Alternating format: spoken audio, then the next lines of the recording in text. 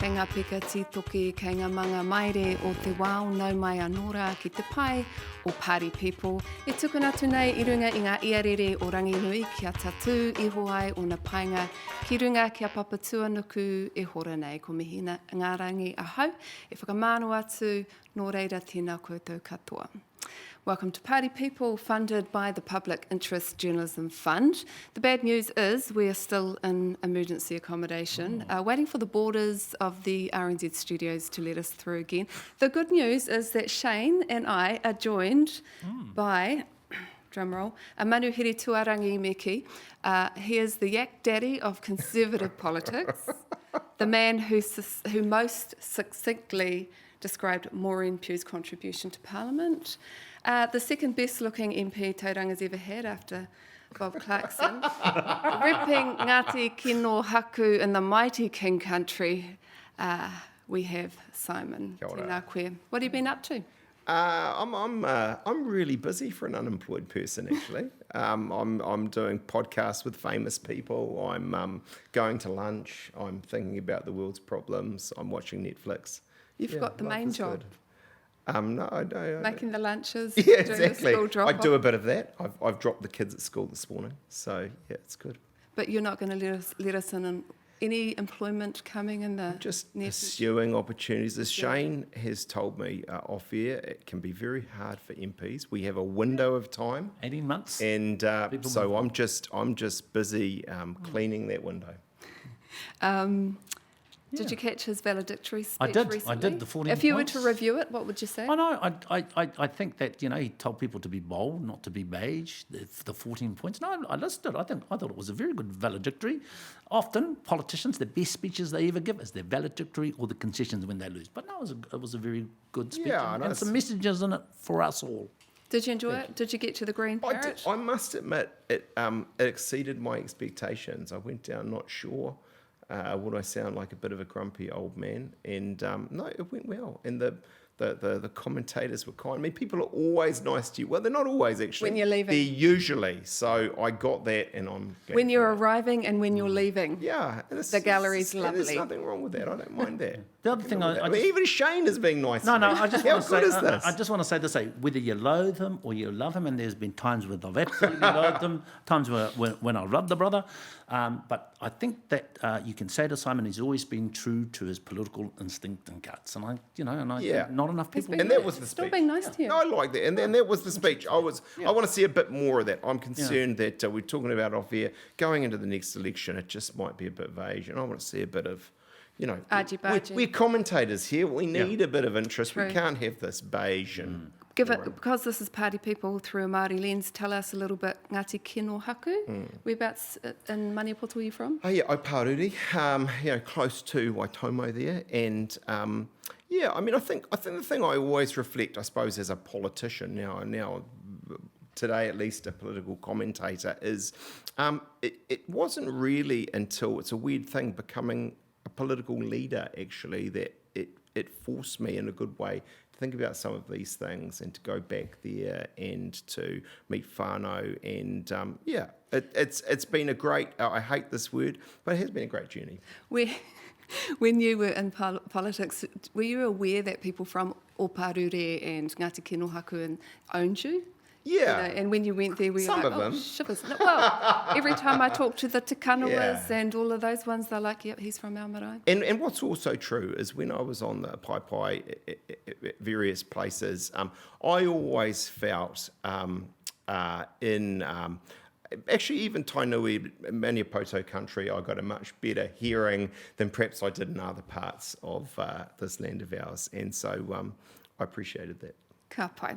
Hey, well, we've had a couple of polls. We've had the tax union poll. We've had the Reid Research poll a week earlier. So basically, 61 seats to ACT and National in the taxpayer union, and 59 for Labour, Greens and Te Pāti, and a bit of a flip for the Reid Research with National and ACT on 59. And if Labour, Greens and Te Pāti Māori got it together, 61. What are you making of these polls? Very close. Because we haven't got a long time here, in a nutshell, is If there's a recession, National is going to win. I reckon that's very clear. If there isn't, still be close. I think then it switches as it gets tougher and harder and experience comes through. I think it's more of a Labour Green game. I will say this to keep it interesting. One thing I thought was interesting about this poll is that actually there's a bit of a malaise in the major parties. Neither of them are at 40, right? So Labour is weak at the moment, right? They've got up against a bunch of things, not least of which cost of living, government expenses, all these things going on. But National's still not actually quite hitting its mark at 40%. And the minor parties, or the third parties, the Greens and ACT, are both doing actually pretty well at the moment. So it's a. I wouldn't say it's. Isn't that how it works when you're kind of in the middle of a cycle? That you see the minor parties pop up and this. Well, I do remember a political leader who spectacularly burned it in 2020. Heard about this stage in the cycle was in the 40s, and so it can be done. I'm not saying it's, but He sounds it's amazing. too modest to go too much. But I suppose I'm saying to you is.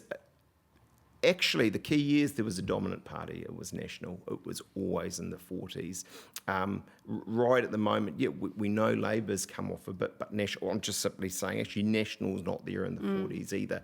And those minor parties, that because of that, ACT is strong. The Greens are quite strong. Yeah. Is it a problem, or does it make it more even for National and Labour? Well, you had that high watermark with 50-odd%, and that was a one-off election. Look, midpoint, second term, always very tough. You know, you remember when Helen Clark was 10% behind Don Brash, and, you know, we know how that happened. On top of that, we got global inflation and, you know, all of that sort of thing. But Labour will be reasonably happy. It is neck and neck at the moment, but I am concerned for someone who is a centre-left voter about those sort of trend lines. Yeah. I think they do need to come up with a plan to respond to the cost of living crisis, and that's what they can do when they're in government. Opposition won't be able to do that. Everyone's talking up the Pāti Māori. You know, it's sometimes that middle, whether it's the New Zealand First or Te Pāti Māori, seems to hold the balance of power, or could be. Yeah, because there are three minor parties that I think are guaranteed representation in Parliament. That's Greens, Te Pāti Māori and ACT. Agree. That are guaranteed representation. Yep. And Te Pāti Māori, I think, will either sit on the crossbenches and support supply and confidence, and it only really has one choice, and that's the Green Labour sort of coalition. Te Pāti Māori it has no other choice. and the National Party and Te Pāti Māori used to have a pretty solid relationship. Yeah. Do you think Christopher Luxon, is he doing enough to make that relationship with them? I think the reality is it takes two to tango. And actually, if you, and I wouldn't say I've done it deeply, but analyse what's been said. I mean, I like both Rawiri and Debbie. I sort of at a level feel like I know them well. But if every time they open their mouth on Te Pāti Nahinara, it's negative, that sort of tells you what you kind of need to know. But don't you go in the back office and take them out and have a kōrero and say, hey, we agree on this? Because there are some things that they must I think the reality is what Shane said is right. They ain't... You never know. If we were already there anyway, they ain't going with us. I think that's probably the reality. That they aren't coming to Dancing with the Stars with National as a partner. Yeah. Look, and the other thing is that it's not just National; it's their likely dominant coalition partner. It's ACT, and diametrically opposed. Where the Ngāpuhi fella from David Seymour and Te Pāti Māori ACT, it comes with a package. And the other thing is, the National Party don't have anyone who will go across and negotiate with Māori Party. And the other thing is, we know what happened the last time they got into a coalition agreement with the National Party. They died, and they're lucky to be back in many respects. There is an irony though, and that is that Chris Luxon is actually a moderate on these things. I mean, if you look at the co-governance stuff, I appreciate you probably could find the odd phrase, but fundamentally he hasn't comfortably gone in where David Seymour or actually Winston Peters, for that matter, is. Nor has he called him. But wouldn't that be because actually? No, that's what I'm saying to you. I don't think because the National Party is traditionally the architects of the co-governance framework. If you look back to when you were around there with Chris Finlayson, with Rodney Hyde, that were writing up the river authorities and the Maunga authority, that is co-governance. Well, the risk of getting booed out of the room, I don't like it.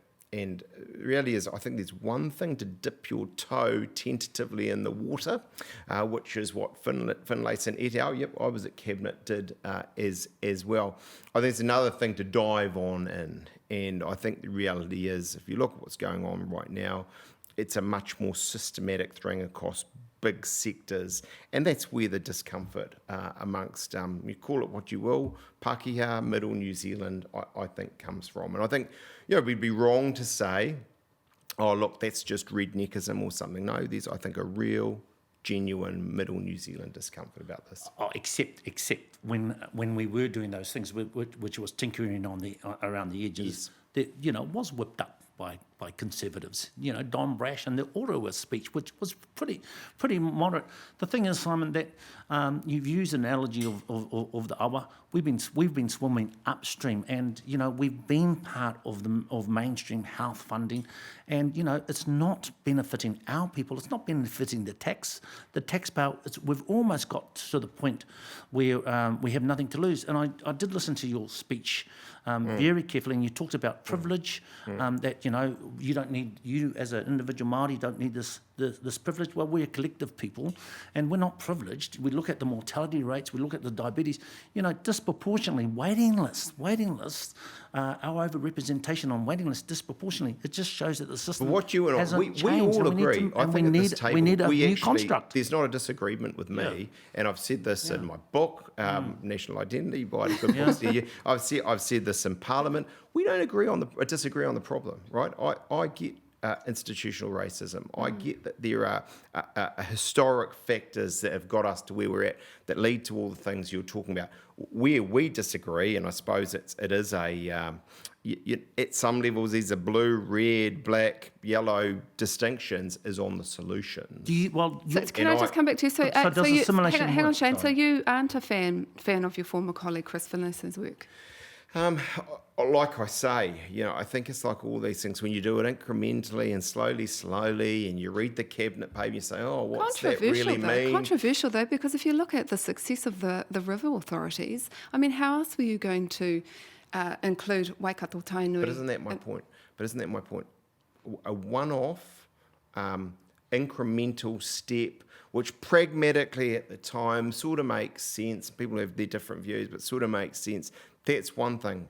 But then to come in and say in whole sectors, whether it's health, whether it's our entirely, that I think is a different proposition. And I just say, again, we would be fooling ourselves if we didn't. I mean, you made the point, Shane, Don Brash, and whatever you think about that, what it does show is, it's like I did also said in my valedictory, this stuff is fraught in New Zealand politics, and some of it will be game playing, actually on both sides, whether it's Rawiri, whether it's David Seymour. Are you being beige? Are you being beige and not bold? Well, I mean, how do you turn the tables? On this, I probably am, but that's because it's fraught. Be bold. Right? No, that's because it's fraught, and I think it's where angels fear to tread. I'm not being beige, though, and I think I've nailed my colours pretty clearly marked when I say overall, the big Capital's co-governance approach of Labour, I don't like. But then it has to be status quo then, because nothing's changing. And status quo is assimilation. Status quo is assimilation. No, assimilation... That's not fair. We could be talking whānau ora, we could be talking a bunch of ground-up because you guys could talk for an hour. That didn't get the time to work and could have. Whānau ora's worked okay. So this week in Parliament, Willie Jackson called David Seymour useless Māori, quote, useless Māori. Rawiri jumped in there, said he was a disgrace. I think Marama David said something else. Is that politics or is that on the nose? Oh, it's just politics. Look. You're okay with that? Yeah. Look. This is. I think another thing. So I'm not going to mention my valedictory one more time. but I do think. Look, I like a bit of colour. Literally, I think it's fine. I mean, I can remember David Cunliffe once calling me a permatan, something or other. Well, some people jumped up and down. That was racist. Whatever. Okay. People say things. And Willie's been great at this. Has been a great shock jock on radio and various other things. It's politics, but there is a different question. Is it effective? I don't know that it's going back to... Do you agree with him? I don't know that it's actually Do you agree with Willie? No, it's just dumb stuff. What do you think? Unfair? First of all, it's not as if David doesn't chuck the tutai. He called the people, or himato squatters.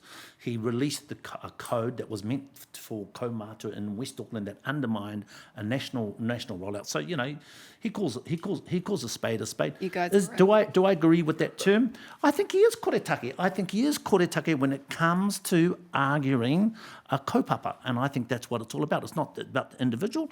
It's about his general kaupapa, and I think what he wants to do. Was I think it for the called sake, though, by the minister? No, I don't think it was. But also, I do want to say that I think that what he is out to do to get that extra 3 or 4%, he's out to set up an American-style cultural war that I don't think exists in New Zealand. Okay, moving right along here to Tauranga.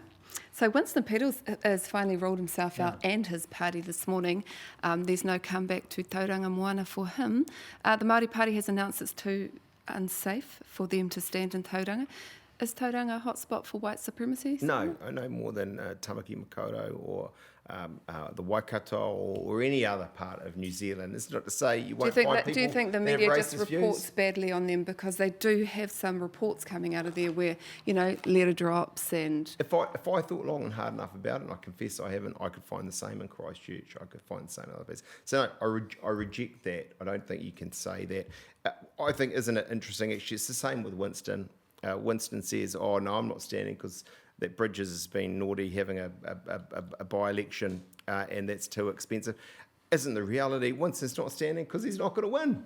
Te Pāti Maori are not standing because they're not going to win, and you can have all sorts of views on that. Neither are the Greens, neither are ACT, neither are Labour.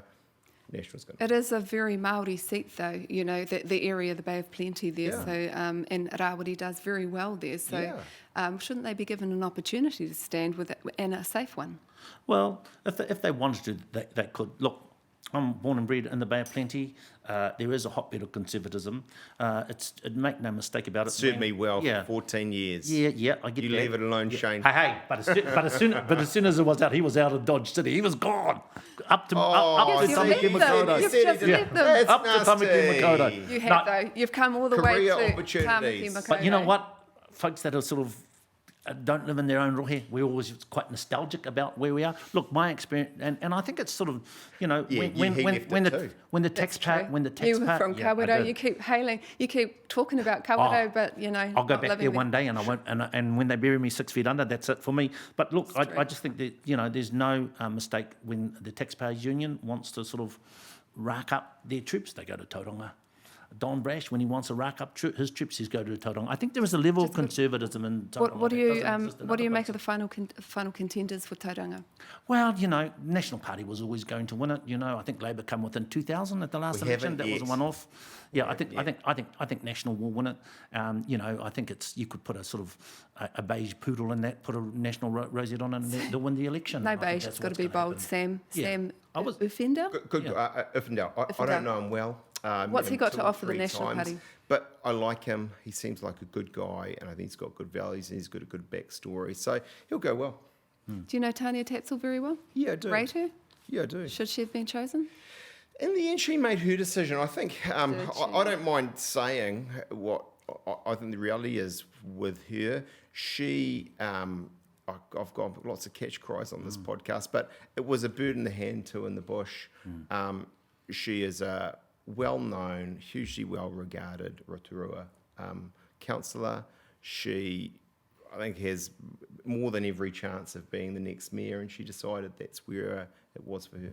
The other thing is that having been involved in a lot of elections, the decisions are often made before the formal decision is made, and I don't think she really had a chance. I thought it was a bad look, because you do have to accept that National Party has diversity issues. I thought it was just fundamentally a bad look to have 4 contenders that basically looked all the same and had political views pretty much the same. I don't know if the photo in front of Mao with them all in their Hallenstein suits was a great idea, but Sam Uffendale is a great guy and he's going to be a great MP. Kawaii. I'm going to go to a story of the day, which is the ETS story that's come out.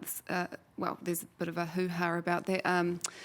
Farmers, methane's been left out for now. The Māori Party is warning that there will be court action because Māori who own some of that marginal land, and they've got forestry on it, and natives and exotics, and not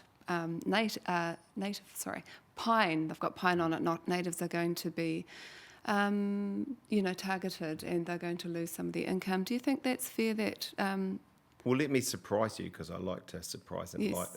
actually, Debbie Ngāti Wapaka may have a good point, right? It's complex, and I don't claim to understand the precise legalities, etc. of it all, but she may well have a good point. And I think that's a point that I would make traditionally for the National Party, even though I'm now a completely objective bystander on these things, and that would be my view, is, look, actually, good policy has to be cognizant of te tiriti o Waitangi and the past and what works. And if Debbie's point is that here that hasn't been done, as I say, she may have a good point. That, though, is a world away. Sorry to hark back, very but tēnā the rangatira co-governance stuff. Yeah, because that what we're earlier. talking about, a group of people who are farmers, Yep. who are being left out, Yep. and then we're talking about tangata whenua who are owning these the land, the little bit of land that they still have left, Yeah. and who are being picked up in the scheme, and they're going to be.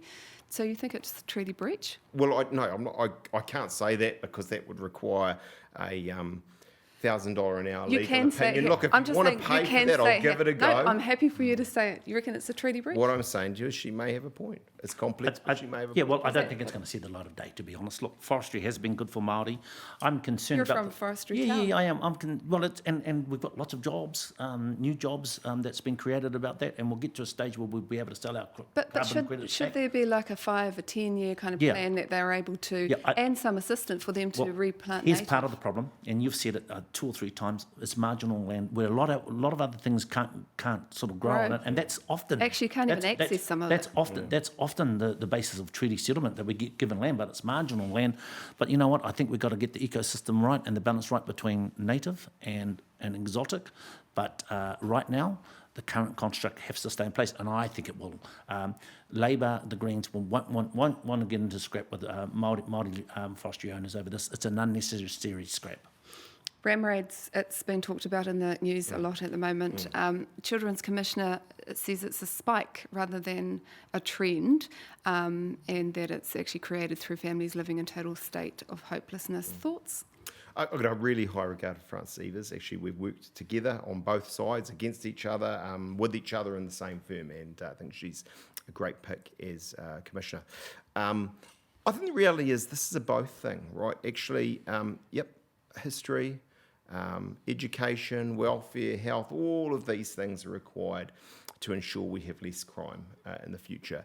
But don't make the mistake of saying that what that means is, we're just going to go soft in the meantime. And like the Māori Party, I think the Green Party says, well, we don't need prisons. Of course we do. We do need a deterrent response in the here and now. What do we do with the 10-year-old then?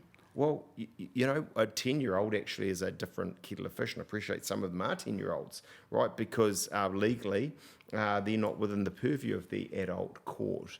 But, you know, if a 10-year-old is doing those sort of things, they will be treated with all leniency and understanding. Different matter if it's an 18-year-old. And actually, frankly, we do want to deter them from doing that kind of thing, acknowledging that, you know what, good health, good education, so on, that's the long-term solution. Yeah, I think if you have a look at where it's happening in Tamaki Makaurau, there are newer communities like Ormiston, not so much in the Māoris and the West Auckland. And what do they lack there? They lack the social infrastructure, they lack the social connection.